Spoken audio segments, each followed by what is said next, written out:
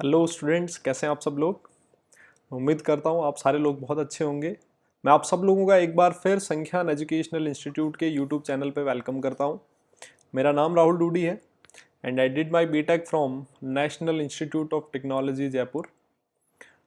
पिछले 6 साल से मैं स्टूडेंट्स को IIT JEE और नीट जैसे कॉम्पिटिटिव एग्जाम्स के लिए ट्रेन करता आ रहा हूँ और इस बीच थाउजेंड्स ऑफ स्टूडेंट्स को मैं ट्रेन कर चुका हूँ इन एग्जाम्स के लिए। तो आज एक बार फिर जो मैं आप लोगों के लिए वीडियो लेके आया हूँ वो है लॉ ऑफ केमिकल कॉम्बिनेशंस। इस पे मैं ये दूसरा वीडियो बना रहा हूँ। लास्ट वीडियो में हमने बात करी थी लॉ ऑफ मास कंजर्वेशन की। आज का जो अपना वीडियो रहेगा, आज का जो अपना टॉपिक रहेगा वो रहने वाला है लॉ ऑफ कांस्टेंट या फिर लॉ ऑफ डेफिनेट प्रोपोर्शन।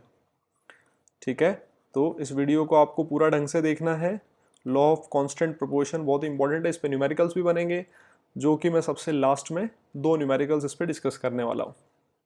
ठीक है, तो चलिए लेक्चर स्टार्ट करने से पहले मैं हमारी जो लाइव क्लासेज है, संख्यान लाइव क्लासेस, उसके कुछ बेनिफिट्स आप लोगों के साथ शेयर कर देता हूँ। अगर आप हमारे साथ लाइव क्लासेस में जुड़ते हैं तो आपको मिलता है एक्सेस टू रिकॉर्डेड लेक्चर्स। कोई क्लास आपने मिस करी, किसी टॉपिक को वापस रिवाइज करना हो तो आप उस क्लास को कितना भी टाइम वापस बार बार देख सकते हैं। हम लोग टाइमली ऑनलाइन टेस्ट और एग्जाम्स बच्चों का कंडक्ट करवाते हैं और उनका डिटेल रिपोर्ट जो होगा, आपका जो भी परफॉर्मेंस रिपोर्ट होगा वो आप लोगों के साथ शेयर किया जाता है। कॉम्प्रिहेंसिव स्टडी मटेरियल हम लोग प्रोवाइड करते हैं in the form of E material, जो कि हमारी एक्सपीरियंस्ड फैकल्टी द्वारा सेल्फ डिज़ाइन किया हुआ होता है। डाउट रिमूवल सेशंस हम लोग बच्चों को प्रोवाइड करते हैं। आप क्लास में भी अपने डाउट्स क्लियर कर सकते हैं और क्लास के बाद भी इंडिविजुअली हम लोग डाउट सेशन प्रोवाइड करते हैं। ठीक है, और एक और चीज़ कि हमारी क्लास में जो मैक्सिमम स्ट्रेंथ होती है वो 20 स्टूडेंट्स की होती है, तो हम लोग क्लास के बीच में भी इंडिविजुअल डाउट सेशंस को बड़े आराम से हैंडल कर पाते हैं। चलिए, मैं अपनी टीम के साथ आप लोगों को मिला देता हूँ। ये फिजिक्स, मैथ्स, बायो और केमिस्ट्री की टीम है जो आप लोगों के लिए हमेशा बहुत अच्छे अच्छे वीडियो लेक्चर्स डिलीवर करती रहती है। चलिए जी, ये हो गया इंट्रोडक्शन। और लॉ ऑफ केमिकल कॉम्बिनेशंस मैंने लास्ट क्लास में इंट्रोड्यूस किया था। इतने सारे लॉज आपके सामने लिखे हैं, ये हमें 1 बाय 1 पढ़ने हैं। जो फर्स्ट लॉ है लॉ ऑफ मास कंजर्वेशन, ये मैं आपको लास्ट क्लास में करवा चुका हूँ। लास्ट वीडियो मैंने इसी पे बनाया है। अगर आपने नहीं देखा है तो मैं डिस्क्रिप्शन बॉक्स में उसका लिंक डाल दूंगा, आप वो वीडियो ज़रूर देखें पहले। आज का जो अपना टॉपिक रहने वाला है वो है लॉ ऑफ कॉन्स्टेंट या फिर law of definite proportion. Right, law of definite या फिर लॉ ऑफ कांस्टेंट प्रोपोर्शन, ये आज का अपना वीडियो रहेगा, आज का अपना टॉपिक रहेगा। सबसे पहले बात करते हैं लॉ ऑफ कांस्टेंट या लॉ ऑफ डेफिनेट प्रोपोर्शंस के स्टेटमेंट की। तो देखिए, आप लोगों के सामने स्टेटमेंट में लिख रहा हूं। क्या लिखता है स्टेटमेंट में? बहुत ही आसान सा स्टेटमेंट है ना, स्टेटमेंट मुश्किल नहीं है बिल्कुल भी। Any given chemical compound always contains exactly the same proportion of elements by mass. लिखता है कि कोई भी केमिकल कंपाउंड होगा, उसके जो एलिमेंट्स होते हैं उनका बाई मास प्रोपोर्शन हमेशा सेम रहता है ना। आप इसको ऐसे भी समझ सकते हो कि कोई भी एक केमिकल कंपाउंड है, आपने उसको किसी भी मेथड से बनाया हो, राइट, आपने उसको किसी भी मेथड से प्रिपेयर किया हो, उसके जो एलिमेंट्स होंगे उनका बाई मास प्रोपोर्शन, या फिर ऐसे बोल दूं उन एलिमेंट्स का बाई मास परसेंटेज हमेशा सेम रहता है ना। एग्जाम्पल में से मैं आपको समझाता हूं। देखिए, एग्जाम्पल मैं ले रहा हूं वाटर का। पहला मैंने एग्जाम्पल लिया वाटर का, H2O। अगर मैं आपसे पूछूं H2O में हाइड्रोजन का जो मास होगा उसका मास कितना होगा हाइड्रोजन, आप बोलोगे 2 पार्ट्स हाइड्रोजन है एंड 16 पार्ट्स ऑक्सीजन। ठीक है, बात समझ रहे हो मेरी? तो अगर मैं इस मास का प्रोपोर्शन लिखूं, सिंपलेस्ट रेशियो लिखूं, तो वो कितना मिलेगा बोलो? 1:8 मिलेगा, है ना। तो लॉ ऑफ कांस्टेंट प्रोपोर्शन कहता है कि आपने वाटर को चाहे किसी भी मेथड से प्रिपेयर किया हो, उसके जो एलिमेंट्स हैं कौन कौन से, हाइड्रोजन और ऑक्सीजन, उनका मास प्रोपोर्शन हमेशा फिक्स रहेगा। कितना रहेगा वाटर के केस में? 1:8 रहेगा। मेरी बात आपको समझ आ रही है? एक और एग्जांपल ले लो आप जरा। आपने कार्बन डाइऑक्साइड का नाम सुना होगा, CO2। मैं आपसे कहूं इसमें जो एलिमेंट्स हैं उनका बाय मास प्रोपोर्शन बताइए जरा। आप बोलोगे सर कार्बन है 12 पार्ट्स एंड ऑक्सीजन इज 32। बोलो हाँ कि ना। तो यहां से अगर आपने सिंपल रेशियो लिया तो कितना मिल गया? 3:8, राइट।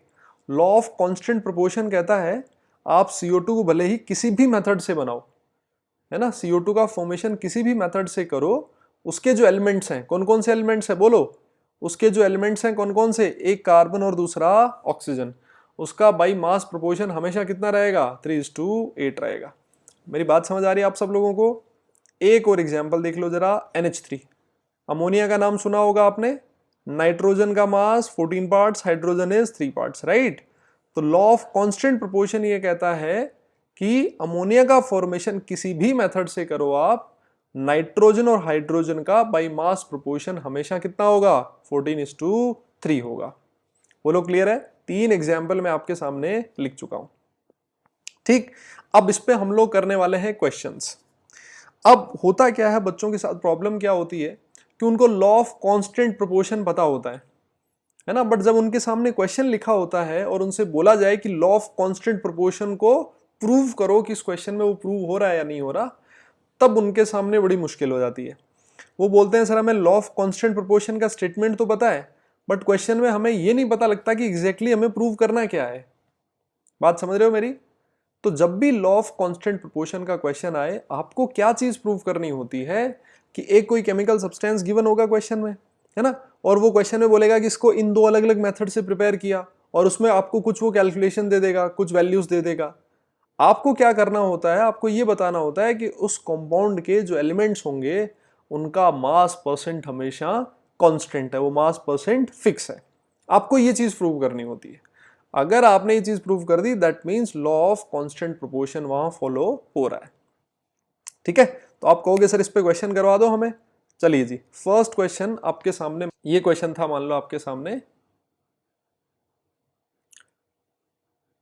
तो क्वेश्चन कहता है कि copper oxide was prepared by 2 different methods. In one case 1.75 gram of metal, metal मतलब यहां किसकी बात हो रही है, बोलो, कॉपर की, गेव 2.19 ग्राम ऑफ ऑक्साइड। मतलब इसी क्वेश्चन के मैं 2 पार्ट बना लेता हूं, स्क्रीन को मैं 2 पार्ट में डिवाइड कर देता हूं। यहां पे मैं बात करूंगा फर्स्ट केस की।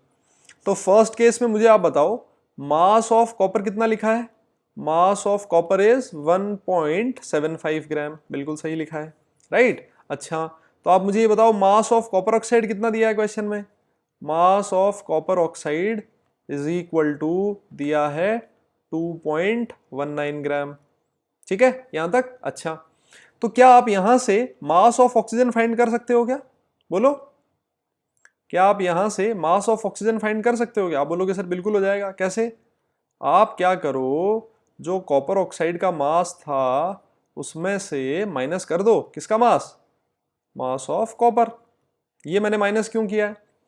अरे यार, कॉपर ऑक्साइड 2 चीजों से मिलके बना होगा, किस किस से, एक कॉपर और दूसरा ऑक्सीजन। तो अगर आपको कॉपर ऑक्साइड का मास पता है, कॉपर का मास पता है, तो आप ऑक्सीजन का मास निकाल सकते हो ना यार, इसमें कोई परेशानी थोड़ी है। तो ये हो जाएगा 2.19 माइनस 1.75, आपने सॉल्व किया, ये आपको मिलेगा 0.44 ग्राम। ठीक है, कॉपर का मास आपके पास है, ऑक्सीजन का मास आपके पास है। आप क्या करो, मास परसेंट ऑफ कॉपर निकाल लो यहां से, mass percent of copper. Percentage कैसे निकलता है, कॉपर का परसेंटेज कैसे निकलेगा? आप बोलोगे मास of copper divided by mass of copper oxide, बोलो, इनटू 100%। अरे ऐसे ही निकलेगा ना यार। यार परसेंटेज कैसे निकालते हो, अपना mass divided by total mass into 100%। अपना मास मतलब किसका मास, कॉपर का मास, क्योंकि आप परसेंटेज कॉपर का निकाल रहे हो। तो कॉपर का मास अपॉन कॉपर ऑक्साइड का मास इनटू 100%। और ये सारी कैलकुलेशन आपके सामने है। मास ऑफ कॉपर दे रखा है 1.75, मास ऑफ कॉपर ऑक्साइड दे रखा है 2.19 इंटू 100%। आप अगर इसको सॉल्व करोगे ये मिलेगा 79.9%, राइट। अगर आप यहीं से mass percent of oxygen find करो, what is the mass percent of oxygen, तो फॉर्मूला हो जाएगा मास ऑफ ऑक्सीजन जो है 0.44 divided by total mass, total mass means mass of copper oxide 2.19 into 100%। अगर आप इसको सॉल्व करोगे तो ये मिलेगा 20.1%। फर्स्ट केस में आपने कॉपर और ऑक्सीजन का मास परसेंट फाइंड कर लिया, ठीक। अगर सेकंड केस में भी कॉपर और ऑक्सीजन का मास परसेंट यही आ जाएगा, तो आप बोल दोगे सर इस कॉपर ऑक्साइड को आप किसी भी मेथड से फाइंड करो, उसके जो एलिमेंट्स हैं कॉपर और ऑक्सीजन, उनका मास प्रोपोर्शन फिक्स है। That means law of constant proportion follow हो रहा है। तो चलिए सेकंड केस में भी हम लोग यही सारी कैलकुलेशन एक बार दोबारा कर लेते हैं। सेकंड केस में क्या कहता है 1.14 ग्राम ऑफ मेटल मतलब कॉपर। तो अब की बार मास ऑफ कॉपर कितना दिया है बोलो 1.14 ग्राम, राइट। अच्छा, गेव 1.43 ग्राम ऑफ ऑक्साइड मतलब अब की बार मास ऑफ कॉपर ऑक्साइड कितना ले दिया is equal to 1.43 gram, right. तो यहां से आप मुझे मास ऑफ ऑक्सीजन फाइंड करके बताओ कितना होगा 1.43 माइनस 1.14 ग्राम, राइट। ये अगर आपने सॉल्व किया होगा तो आपको मिलेगा 0.29%, सॉरी 0.29 ग्राम, ठीक है। तो आपके पास कॉपर का मास है, ऑक्सीजन का मास है, कॉपर ऑक्साइड का मास है। आप mass percent of copper find करो, मास परसेंट ऑफ कॉपर। यार कैसे निकलेगा मास परसेंट? देखो ये आपके सामने फॉर्मूला लिखा हुआ इधर, मास ऑफ कॉपर कितना दिया है क्वेश्चन में 1.14 divided by mass of copper oxide which is 1.43 into 100%। इसको अगर आपने सॉल्व किया तो ये आपको मिलेगा 79.8%, लगभग 79.9 के इक्वल है, राइट। और यहीं से अगर आप mass percent of oxygen find करोगे वो हो जाएगा mass of oxygen divided by mass of copper oxide into 100%। ये आपको मिलेगा 20.2%। तो आप इन दोनों ही केस में देखो कॉपर और ऑक्सीजन का जो मास परसेंट है वो बिल्कुल सेम है ना। इतना अप्रोक्सीमेशन चलेगा 79.9 और 79.8 इतना अप्रोक्सीमेशन चलेगा। बताओ समझ आ गया क्वेश्चन? तो इसका मतलब यहाँ law of constant proportion follow हो रहा है। क्यों? क्योंकि दोनों केस में कॉपर और ऑक्सीजन का by mass proportion by mass percentage same आया। और लॉ ऑफ कांस्टेंट प्रोपोर्शन यही कहता है कि किसी भी केमिकल सब्सटेंस को आप किसी भी मेथड से फॉर्म करो उसके एलिमेंट्स का बाई मास प्रोपोर्शन हमेशा सेम रहेगा। बताओ क्लियर है मेरी बात? तो फर्स्ट क्वेश्चन मैंने किया है। सेकंड क्वेश्चन एक और मैंने आपकी ट्राई करने के लिए दिया है। नेक्स्ट क्वेश्चन सेम यही चीज आपको इसमें भी प्रूव करनी है ना। क्या कहता है देखो क्वेश्चन, ढंग से पढ़ो जरा, थोड़ा लंबा सा क्वेश्चन है। बहुत सारे लोग घबरा जाते हैं क्वेश्चन सुन के ही, है ना। आपको नहीं घबराना बिल्कुल भी। क्या कहता है 1.08 gram of copper wire was allowed to react with nitric acid. मतलब ये बोल रहा है कि कॉपर था और इसकी आपने रिएक्शन करवा दी नाइट्रिक एसिड के साथ, तो आपको पता है कॉपर नाइट्रेट बन जाएगा, है ना। अच्छा जी, कॉपर का मास आपको दे रखा है 1.08 ग्राम, है ना। ये मास आपको कॉपर का क्वेश्चन में गिवन है। The resulting solution was dried and ignited when 1.35 gram of copper oxide was obtained। मतलब इसी को आपने हीट कर दिया तो ये किस में कन्वर्ट हो गया, कॉपर ऑक्साइड में। और कॉपर ऑक्साइड का मास कितना दे रखा है 1.35 ग्राम। बताओ मेरी बात समझ आई? तो अल्टीमेटली ये जो बीच में दिया ना कॉपर नाइट्रेट, इसके बारे में कोई इंफॉर्मेशन आपको नहीं दे रखी तो हमें जरूरत भी नहीं है। हमें जरूरत है कॉपर का मास, कॉपर ऑक्साइड का मास। ये फर्स्ट केस की बात कर रहा हूं मैं। ये किसकी बात हो रही है, फर्स्ट केस की, समझे। तो यहां से आप मुझे बता दो, यहां से आप मुझे फाइंड करके बता दो मास परसेंट ऑफ कॉपर कितना होगा। मास परसेंट ऑफ कॉपर कितना होगा, तो वो फॉर्मूला क्या हो जाएगा, फॉर्मूला हो जाएगा mass of copper divided by total mass. Total mass मतलब mass of copper oxide into 100%। Copper का मास 1.08 डिवाइडेड बाय, बोलो मास ऑफ कॉपर ऑक्साइड कितना 1.35 इंटू 100%। अगर आप इसको सॉल्व करोगे ना तो कितना मिलेगा 80% मिलेगा। तो फर्स्ट केस में कॉपर का मास परसेंट मिला 80%। तो आप मुझे बताओ मास परसेंट ऑफ ऑक्सीजन कितना होगा, मास परसेंट ऑफ ऑक्सीजन कितना होगा। तो आप बोलोगे सर कॉपर ऑक्साइड में दो चीजें प्रेजेंट है, एक कॉपर दूसरा ऑक्सीजन। तो अगर मैंने कॉपर का मास परसेंट निकाल लिया तो 100 में से माइनस कर दूं इस कॉपर के मास परसेंट को, मुझे मिल जाएगा मास परसेंट ऑफ ऑक्सीजन, राइट। तो फर्स्ट मेथड में कॉपर और ऑक्सीजन का आपने मास परसेंट निकाल लिया। अब आप जाओ सेकंड एक्सपेरिमेंट के साथ, अब आप जाओ सेकंड एक्सपेरिमेंट के पास। क्या कहता है, in another experiment 2.3 gram of copper oxide, मतलब कॉपर ऑक्साइड है उसका मास 2.3 ग्राम दे रखा है, बहुत बढ़िया। was heated in the presence of hydrogen, बोलता है हाइड्रोजन की प्रेजेंस में हीट कर दिया, yielding 1.85 gram 4 gram of copper, मतलब यहां से आपको कॉपर मिला और उसका मास कितना 1.84 ग्राम। कॉपर ऑक्साइड का मास इस केस में पता है, कॉपर का मास पता है, आप mass percent of copper find करके बता दो। Mass percent of copper formula क्या, mass of copper divided by mass of copper oxide into 100%। और कमाल हो गई है कि अब की बार भी मास परसेंट कॉपर का कितना मिला, 80% मिला, और मास परसेंट कॉपर का 80% है, that means mass percent of oxygen कितना होगा बोलो यार, वो हो जाएगा 20%। तो कहने का मतलब इस क्वेश्चन में भी वापस वही चीज हो रही है, आपने कॉपर ऑक्साइड को दो अलग अलग मेथड से बनाया था, है ना, दो अलग अलग केस थे कॉपर ऑक्साइड के, बट दोनों ही केस में उसके जो एलिमेंट्स हैं कॉपर और ऑक्सीजन, उनका बाई मास प्रोपोर्शन बिल्कुल सेम है। और लॉ ऑफ कांस्टेंट प्रोपोर्शन यही कहता है कि अगर बाई मास प्रोपोर्शन सेम आया है किसी भी कंपाउंड के लिए, तो दैट मीन्स वो कंपाउंड का फॉर्मेशन जो होगा वो लॉ ऑफ कांस्टेंट प्रोपोर्शन या फिर लॉ ऑफ डेफिनेट प्रोपोर्शन को फॉलो करेगा। समझे मेरी बात? तो इस टॉपिक में मैंने आपको, इस वीडियो लेक्चर में मैंने आपको समझाया लॉ ऑफ डेफिनेट प्रोपोर्शन।